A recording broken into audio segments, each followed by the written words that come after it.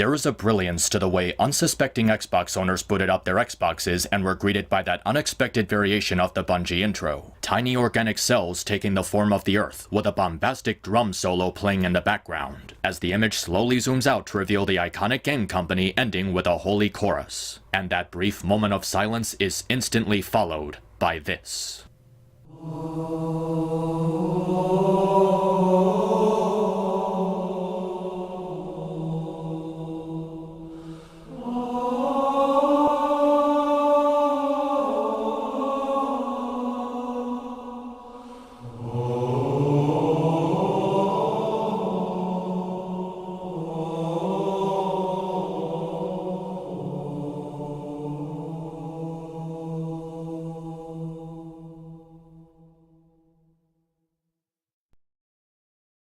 Have I died and gone to heaven?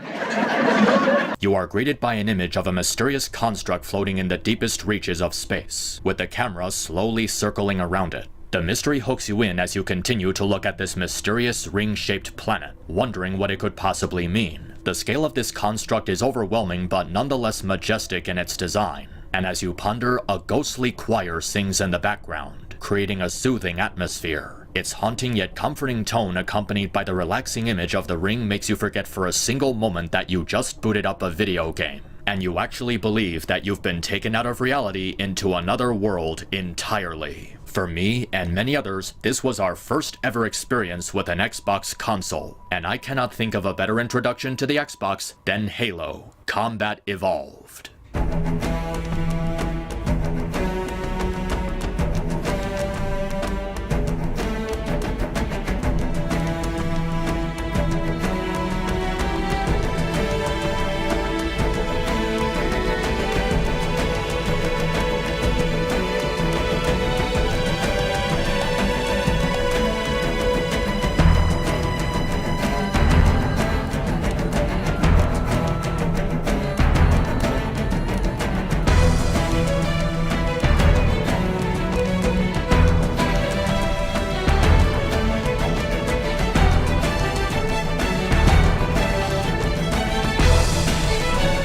This was the game that changed everything. Even in 2021, it's still considered one of the greatest ever made. A true masterpiece that shows the potential of video games as an art form. And I happen to be one of those people. This game shaped the first-person shooter in ways that I cannot describe with words. The influence, the impact, the tone, and the way it was all carefully wrapped in a package of engaging gameplay, unforgettable atmosphere, and a simple yet gripping story that remains a cornerstone of not just Xbox, but video games as an entity. And with this being its 20th anniversary, I feel it's only appropriate to look back on this game to see just how it became an icon that would give way to one of the most legendary video game franchises of all time. This is Halo: Combat Evolved, a legendary masterpiece.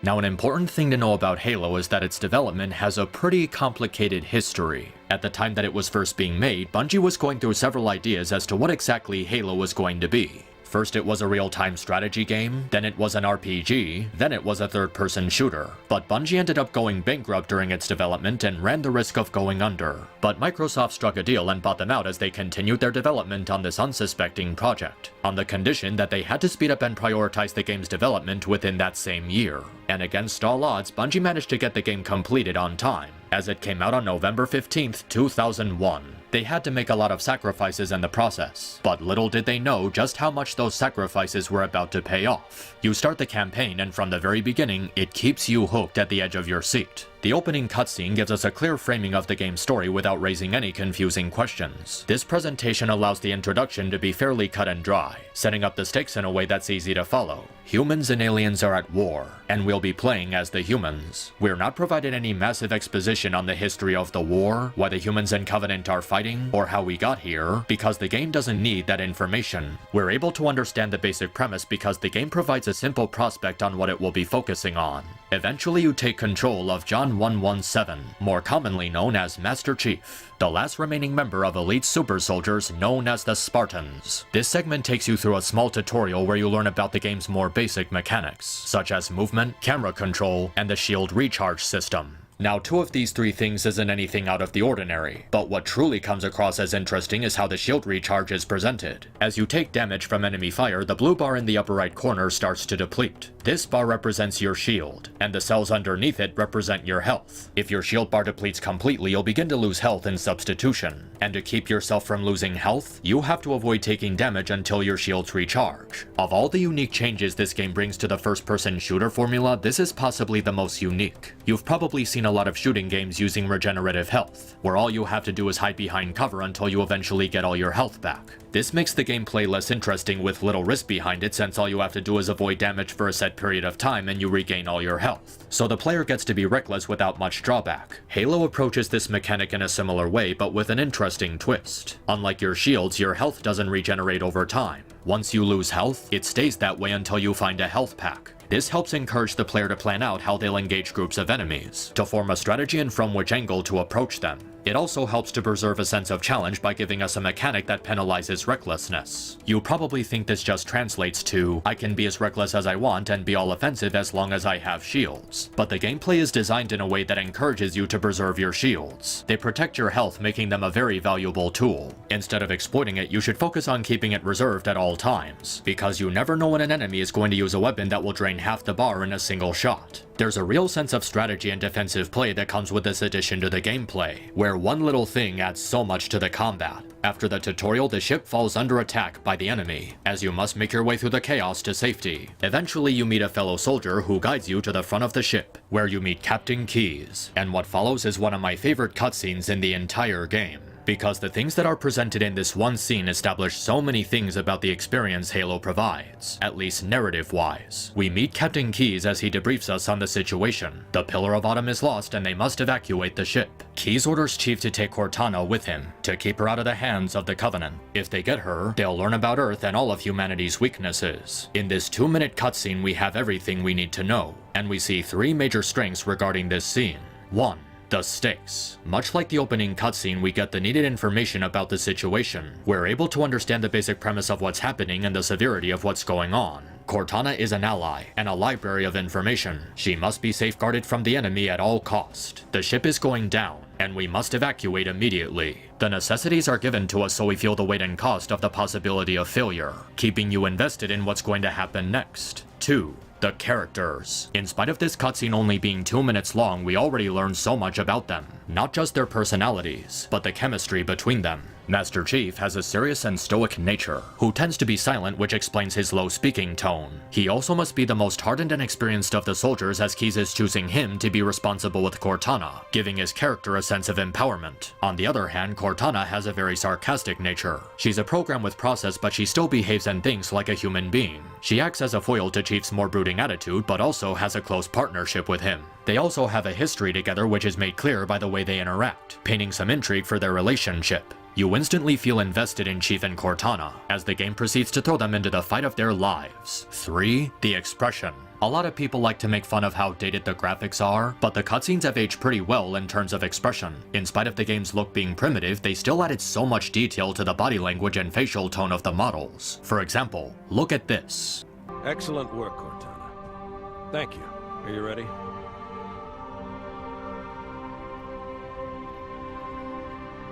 Yank me. Cortana looks worried and uncertain. She looks around for a moment, thinking if she's ready. In spite of how unsure she is, she knows they're out of time and need to leave. She closes her eyes, lowers her head, and gives the order to yank her. They put so much weight and expression in her movements that it adds a sense of life to her body language. In spite of the graphics being a product of the times, it still feels so immersive because the developers took the time to have the characters emote properly. It's something that can be seen in so many more cutscenes throughout the game. The end of Assault on the Control Room, the beginning of 2 betrayals, even Chief's hesitation to kill Captain Keyes after he's been infected by the Flood. They give so much personality to these characters in terms of writing and how they interact during cutscenes, making for a much more satisfying experience. This single cutscene has so much quality to it because it sells 3 main strengths of the game's story perfectly. This is the kind of visual storytelling that keeps you hooked, and Halo understands this to a T. Afterwards, the level continues as you're given a pistol. Eventually, you make your way through the ship and gain some ammo, introducing the player to the combat. Now at this point, you don't really have a grasp of the scope of the combat since the Pillar of Autumn consists of hallways, as opposed to the more open fields we know in later levels. But we do get a grasp on the control scheme and how exactly gunplay feels. Now the thing about a lot of FPS shooters at the time was how a lot of the controllers weren't really made to take advantage of the nature of FPS mechanics. For example, the N64 controller only had one joystick, meaning that you weren't able to stray sideways or look up and down. There was no real way for a lot of game developers to emulate the feel of an FPS because of limitations of the consoles and their control schemes. And it's here where Halo not only reinvents FPS controls, but defines them. With the more advanced button layout of the Xbox controller, as well as the addition of a second joystick, the controls feel far more distinct and give the player far more choices than ever before. Now you can use the left stick to move your character while using the right stick to move your point of view. You can freely look in all directions instead of being limited by the layout of the controller. Of all the additions to the control scheme, this is by far the most useful as it makes the game far more accessible and less frustrating. And that's not all. The control map of Halo is perfectly made with the game's playstyle in mind, fully taking advantage of the possibilities of an FPS. It's surprisingly intuitive and easy to get behind, with each button having its own unique role in how the player controls Master Chief. A makes you jump, Y lets you switch weapons, B allows you to perform melee attacks, and X can be used for a variety of different actions, reloading your weapon, swapping weapons, and interacting with environments. The right trigger makes you fire your gun, the left trigger makes you throw grenades, the black button lets you swap between different grenade types, and the white button turns on your flashlight in dark areas. There's also two additional actions you can take by pressing down on the left and right analog stick. The left stick allows you to crouch and hide behind cover, and the right stick allows you to use a weapon scope to zoom in on enemies from a distance. Halo provides the player with so many different options with its profound control map, in a way that revolutionizes how FPS games control more than any other game in the genre. Needless to say, it's a masterpiece of game design. So from here, your mission is to escape the ship while taking down any Covenant in your way. You eventually escape on a lifeboat with a few other Marines as you begin your descent on the mysterious ring. You embrace for impact as your drop into the atmosphere intensifies, and you finally land with a huge crash. You eventually regain consciousness as you and Cortana are the only survivors. You then step out of your escape pod to get a close look at the ring's surface. You see an uncharted world, lush and blooming with life. And in spite of how peaceful it looks, there's still a sense of unease. No sign of life anywhere, with nothing but the soft soundtrack to accompany you. No cutscene, no dramatic dialogue, just you and the ambience of the environment. What I just described to you is what I believe is the biggest contributor to what separates Halo from every other FPS franchise: its atmosphere. Halo is a sovereign in using its environment to tell its story. As you travel deeper into Halo, you really start to pick up on a lot of details that help sell the game's setting. There's no signs of life, and yet you frequently venture across ancient structures created by an advanced civilization. The Forerunners are only ever mentioned in the past tense, and they're only briefly spoken of throughout the game. And yet the structures they left behind tell you so much about them. There's so much mystique surrounding their culture and their history. A mighty race of aliens capable of creating an entire ring-shaped planet. They seem to be really powerful, yet they vanished without a trace. But in spite of them being long gone, their presence still lingers on the surface of this monolith. But there's more to the atmosphere than the mystery of the Forerunners. As you venture through Halo, you start to get swept away by how immersive the environment actually is. There's plenty of dark areas that have just the right amount of lighting, allowing them to be moody and mysterious without sacrificing the player's visibility. Cold, hollow walkways that have enough space for firefights and exploration, preventing them from feeling narrow. Part of the reason why Halo's atmosphere is so captivating is that they actually put time into drawing you into these levels and how they're actually designed, instead of just making them generic battlefields for mindless firefights. There's so many moments throughout Halo where you're walking through wide open areas with no enemy encounters to stall progression of the story. You're given a chance to just look around, take it all in, admire the level design, appreciate the time Bungie put into making each of these environments feel intrinsic and distinct. There's even moments with no music at all, where your only company is the ambience of your surroundings, the gentle rain of the jungle.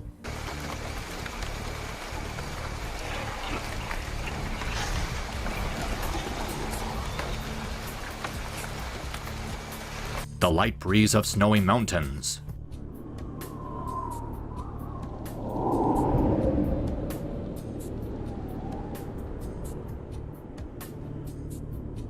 The echoes of abandoned facilities.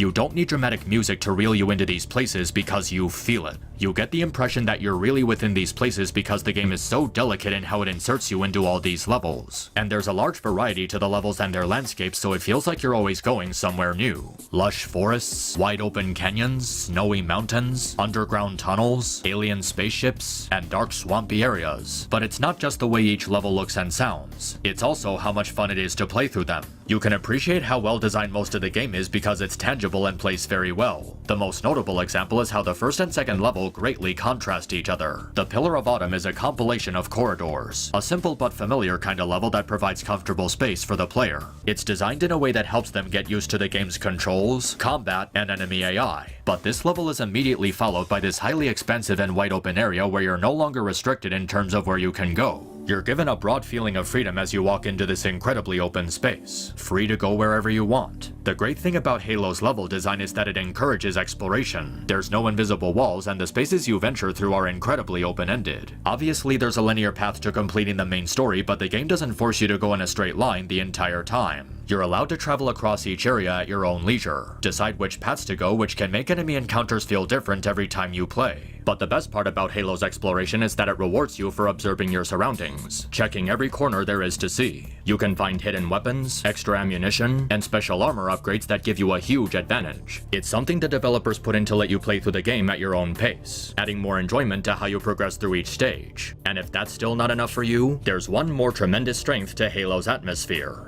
It's music. Unlike a lot of generic action-packed orchestras or heavy metal usually associated with shooting games, Halo takes a very different approach. The game's soundtrack consists of very gentle and melancholy pieces of music. You'd think this would be unfitting due to the intense action of the gameplay, but it manages to synchronize beautifully with the visuals and layout of the levels, making the music feel natural and never out of place. It doesn't focus on trying to build your adrenaline like Gears of War or Doom. It instead focuses on trying to immerse you in the game's world by being soothing and majestic. The music isn't orchestrated to be intense, and yet it feels intense for how perfectly it immerses you in the setting.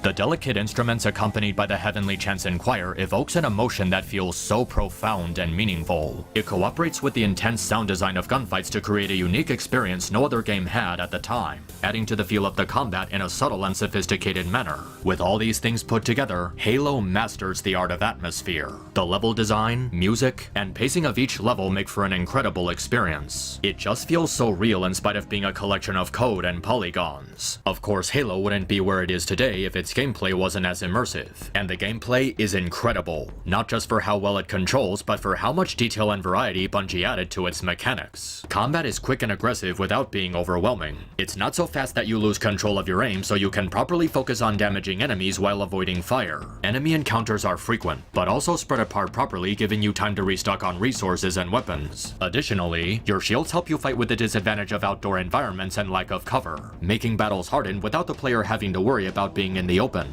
It also sports a very interesting utility. Now on a surface level this doesn't seem like a lot, but when you cut into the meat of each weapon, that's where it gets interesting.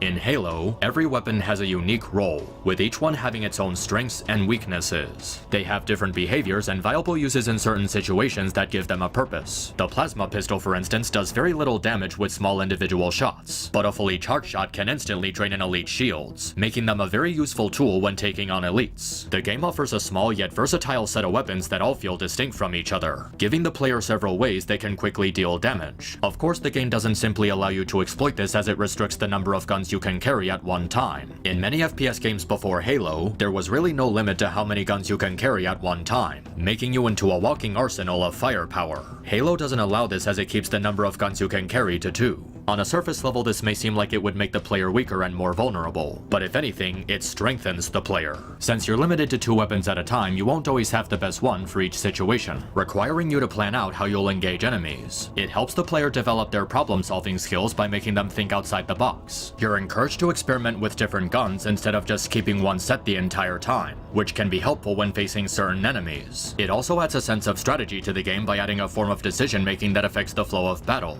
Do you give up the Magnum in exchange for the plasma pistol? Do you stock up on assault rifle ammo or exchange it for the shotgun? Because of this mechanic, encounters can be done in different ways, adding variety to each playthrough. Instead of always using the same weapons in each level, you can use a different set of tools each time that can change how the fight plays out. There's no one way to engage with enemies in a certain level, creating a new experience almost every time you play. With the dozens of ways the player can deal damage combined with the strategy and decision making provided by the 2-gun limit, Halo adds experimentation to the FPS genre in a way that very few other games have done before. And it's made even more fun by how fantastic the AI is, for both allies and enemies. The Marines who fight by your side have an incredible array of different reactions to just about every possible scenario. There's such a huge collection of different behaviors and voice clips that it's impossible to go over them all. When they kill an enemy, sometimes they gloat the dead body while shooting the corpse. When you kill an enemy in front of them, they sometimes patronize you for stealing their kill. And if you decide to go crazy and kill a fellow Marine, they actually turn on you with unique dialogue before shooting at you. The countless ways the Marines interact with you and each other makes them incredibly lifelike, and a fun addition to the gameplay even if they tend to be useless. The AI of the Covenant is also fantastic. Each of the 4 classes you encounter have a unique role in combat. They're also highly reactionary, capable of adapting to your actions. And unlike a lot of other shooters where enemy NPCs stand in one place, the Covenant actually move around and coordinate their own actions. The way they behave encourages the player to make split-second decisions in battle. They can be smart and strategic, and even display different behaviors as you defeat them. If you kill an elite, grunts and jackals cower and run away in fear as their form of leadership is gone.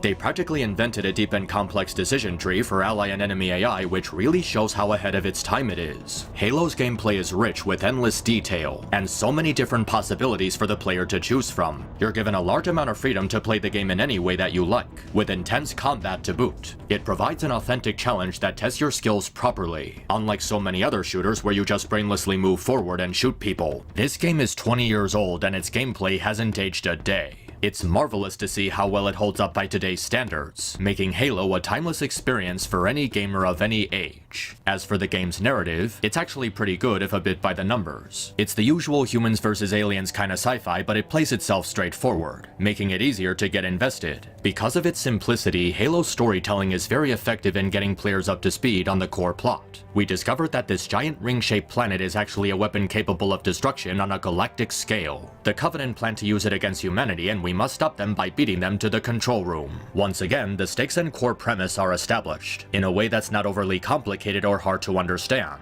As the game introduces you to its main conflict, it keeps filling that story at a brisk pace. There's an aspect to each of the game's first 5 levels that help you get immersed in its setting and characters. Your ship is under attack and you need to escape. You have to regroup with your fellow soldiers after landing on Halo. You have to rescue Captain Keyes and he gives you information on Halo. You have to find the map leading to Halo's control room. And then you battle the Covenant in Halo's control facility. Each objective is simple and to the point, even if it makes the story feel too predictable and obvious. For the first half, Halo's narrative isn't anything special. It's just the usual cliché story about humans at war with aliens. Nothing really original or all too interesting long term. That is, until the second half of the game begins, with a level that goes by the name of 343 Guilty Spark. After making your way to the control room, you're told that the Covenant have found something. Something horrible. You're warned by Cortana to find Keyes, for he must be stopped before he does something irreversible. You travel to a mysterious swamp where Keyes' last transmission was made, with the words "well enough alone" ominously appearing on screen. Thus, the level begins. You make your way through the swamp in search of Keyes until you eventually find an abandoned pelican. You hear an ominous distress signal coming from inside, trying to send a warning of a new threat. Dropship Victor 9, pillar of bottom. Assistance. We are under attack by some new kind of hostile. It isn't Covenant. Captain Keyes has been captured by hostiles. Dug in at a large structure in a swamp here. Can hold out.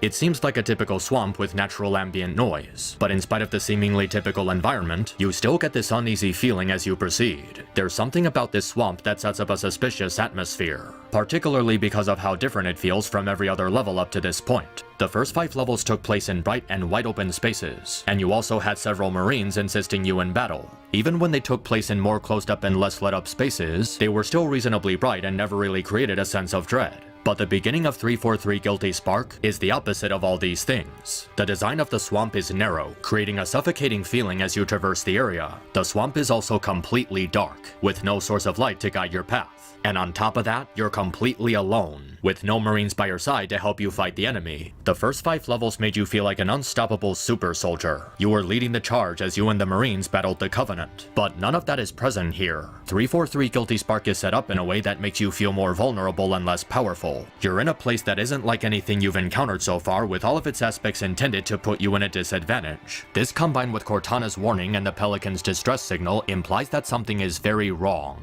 You don't know what it is, but the build-up to what it could be is nothing short of intimidating. As you proceed, you may end up seeing mysterious figures running in the shadows. Figures that are clearly not Covenant. And as you continue, you're given a lot more hints that this really isn't a happy place to be. A downed Covenant patrol ship, yellow dots on your radar in spite of no Marines being in sight, faint growling noises, the sound of gunfire as Covenant run out of the structure fleeing for their lives. Even when you encounter a few squads of Covenant, you'll notice that none of them are accompanied by an elite, so something must have killed them. Finally, you make your way into the facility, continuing your search for keys. But with everything that happened outside in the swamp, you have plenty of reasons to feel nervous. But you shouldn't be nervous, right? After all, you're Master Chief, humanity's greatest hero who's defeated countless Covenant. Whatever's happening, it shouldn't be enough to frighten you. But then you go deeper into the structure, and you're once again given reasons to be afraid. Mysterious yellow liquid dripping from the ceiling, a mangled jackal lying in one of the corridors, the walls drenched in its blood. And eventually you find a crazed Marine who shoots you if you approach him, hysterically crying for his life in fear of being turned into one of those things. Stay back! Stay back! You're not turning me into one of those things! I'll blow your brains out! As you leave him behind, you see the aftermath of a battle that took place in the same room. Dead Covenant all over, with their flesh and blood staining the floors and ceiling, fire flickering in the corner of the room. And the last hint you find in the horrors of this place is 2 Marine bodies, lying dead and alone, with no one else to be seen. The build-up in this section is almost like something out of a horror movie. There are plenty of signs that you're about to encounter something horrifying without directly giving away what it is. And every detail you come across gives you a reason to be scared. And if by some chance you're actually intimidated into leaving and backtracking outside, you'll find another detail that's sure to make you scared. Bodies of more Marines located just outside the entrance. But these bodies weren't here when you first arrived. Someone, or something, placed them there. They killed the Marines and purposely lined them up for the player to find should they go back outside. There is in fact something horrible here. And at this point, you're just as afraid as the Covenant. With no other options left, all you can do is go back inside and make your way to the center. It's here where you find a helmet containing a video log. You put it on and see what became of this soldier and his squad, one key member being Captain Keyes himself. You see them travel through the swamp as you experience a different point of view of the horrors that occurred here, including the discovery of an elite whose chest was ripped open. Eventually they make their way into the room where you found the video log, as they find themselves under attack by a horde of parasite-like creatures. They overwhelm the helpless Marines desperately trying to fight back. And then, it ends. As you regain control of Master Chief, the words "The Flood" appear on screen, as an ominous moment of silence follows. And suddenly,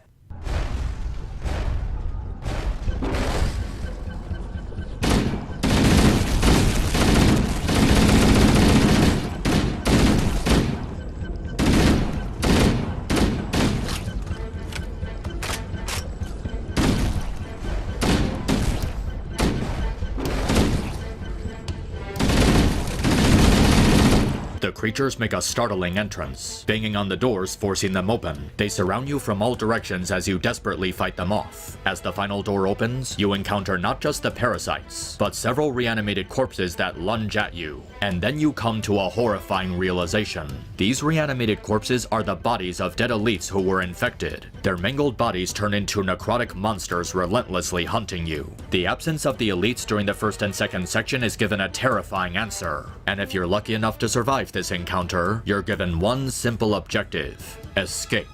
This is the moment where Halo turns into a survival horror game, where your goal is to make it back outside while avoiding confrontation with these monsters whenever possible. While the game does give you a bit of power to help you out, you're still encouraged to flee from them because of how easily they can overwhelm you. But escaping this place is easier said than done. The first elevator you try to take up explodes and collapses. The second elevator is even worse, as instead of taking you up, it goes down, as you see the blood of the Covenant splattered across the walls. And if you thought these creatures weren't horrifying enough without the ability to use firearms, you then encounter corpses capable of wielding guns. But even beyond that, there's one final detail to be found. one that will truly encapsulate this menace as something to be afraid of. You come across more dead bodies, of both Covenant and Marines, but for some reason these bodies weren't infected, and if you think about it hard enough, you come to a horrifying discovery as to why. Remember the bodies of those Marines you found? Remember the bodies of the jackals and grunts lying around? None of these bodies were infected, in spite of these monsters clearly having the ability to use their corpses as weapons. So why didn't the parasites infect them?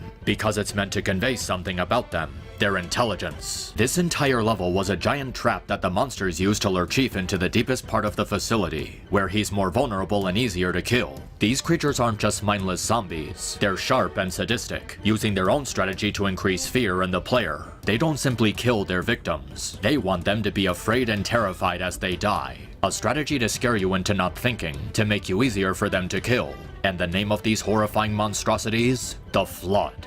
343 Guilty Spark is perhaps one of the greatest levels in any FPS video game. Survival horror perfected on so many levels. It uses every trick in the book to terrify you, creating an unsettling environment that fills you with dread for every single second. It also acts as the perfect example of Halo's ability to use the environment to tell its story. There are so many details that foreshadow the threat of the Flood, adding to the tension and rewarding those who take the time to observe their surroundings. Everything from the swamp, to the behavior of the Covenant, to the behavior of the Flood, to the numerous warnings infer so many things about Bungie's expertise in show don't tell. And it's not just its ability to use horror, but what it adds to the story and combat. The Flood also introduces a faction system to the gameplay, something further expanded upon in the level 2 betrayals. What makes this an amazing addition to the game is that you can see different factions fighting each other from a distance. Covenant fighting Flood, Flood fighting Sentinels, Sentinels fighting Covenant. Showing these factions fighting each other is a brilliant detail that presents a piece of Halo's world building that exists outside the player, creating the illusion of a believable and integral world. This also means you have new enemies to fight. Up to this point you were fighting one group of enemies exclusively, but now you're fighting a second and more horrifying group.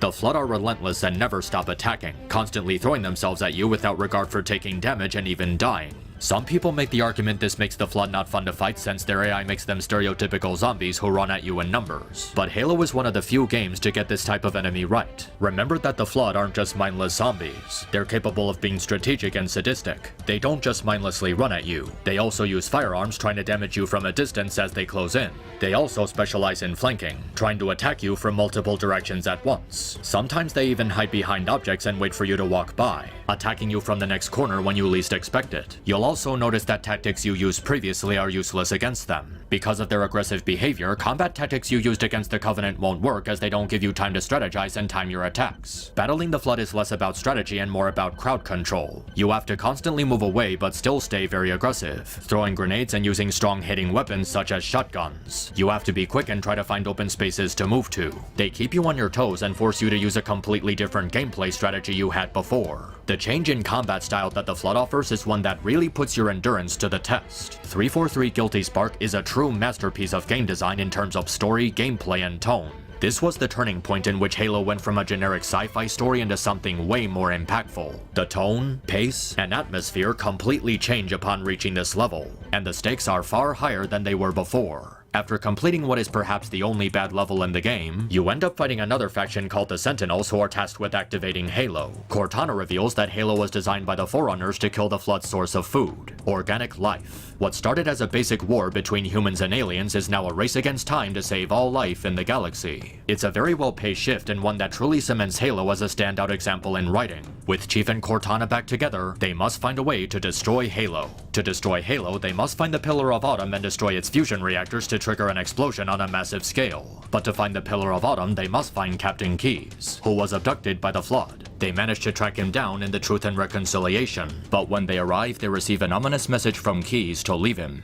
I gave you an order, soldier. Now pull out! He's delirious. In pain. We have to find him.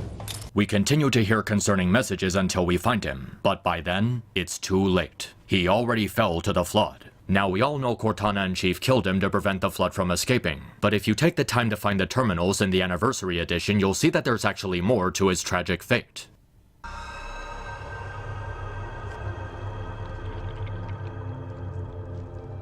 I forgot something. What did I... My name. I forgot. Oh, Keyes, Jacob, Captain, Service number 01928-19912-JK. What is that noise? What is that damn noise?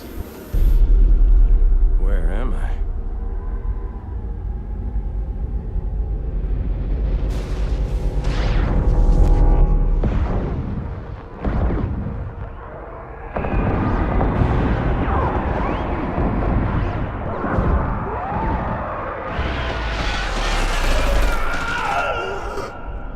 Covenant captured me, didn't they? Yeah, I can't remember. Keys, Jacob.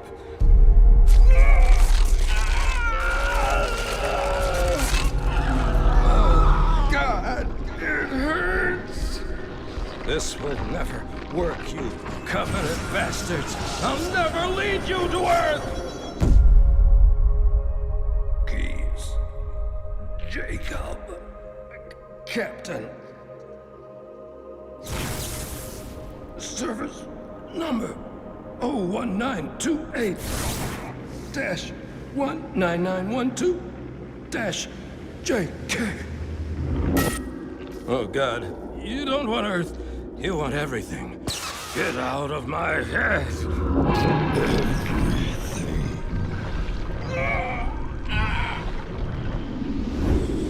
Miranda, is that you? Forget everything. No, please. Don't let me forget. Keys. Jacob. Captain. Service number 1928-19912-JK.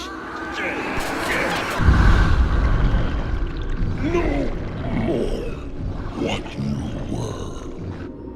Memories. Emotions. All is now ours. Keys. Jacob. Captain. Service number 01928-19912-JK. You will not have me. We already do.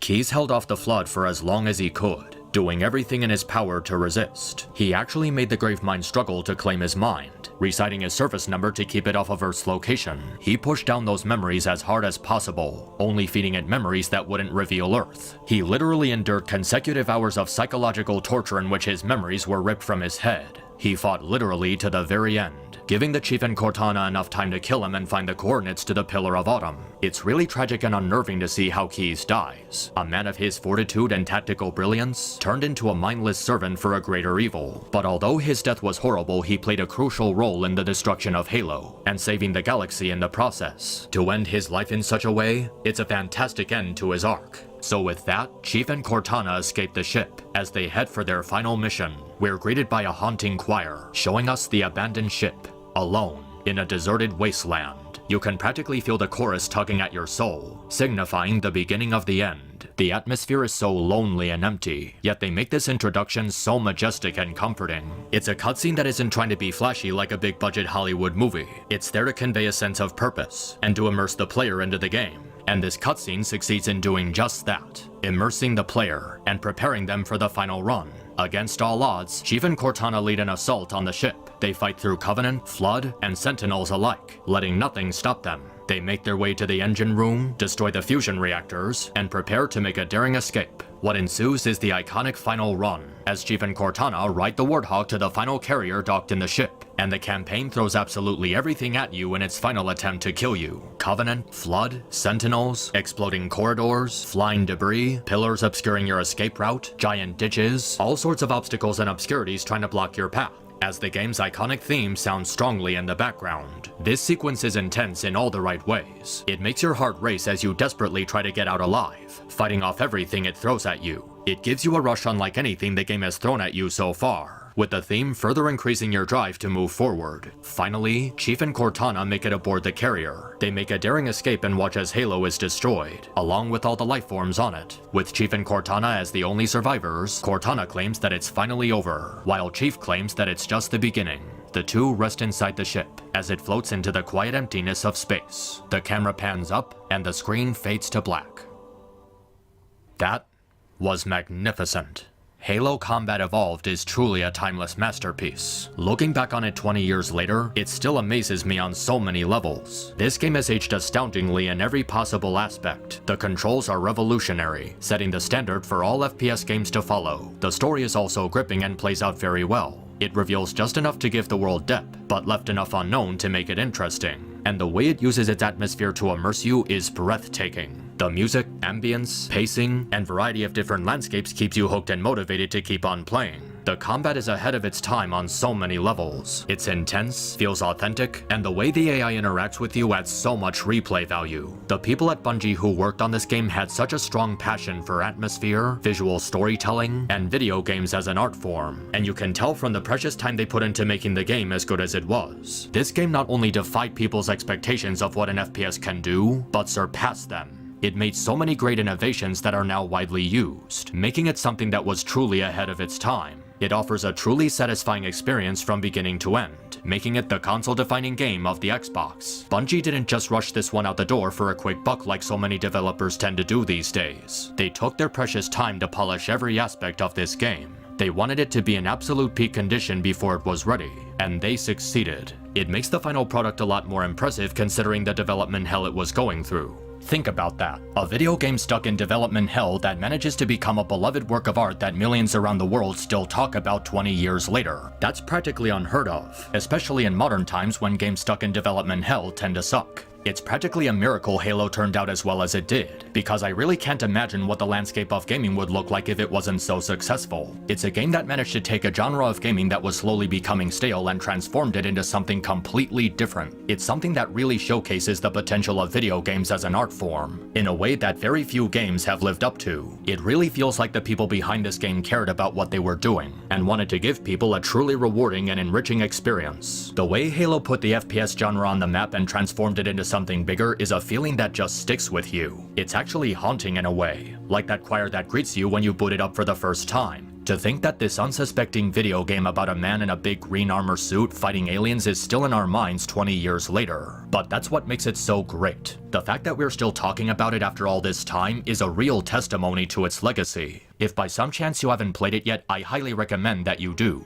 It's a video game that everyone should experience at least once, because it's certainly worth it to see it firsthand. All the wonder, artistic vision, and the unforgettable journey of Halo Combat Evolved, a legendary masterpiece.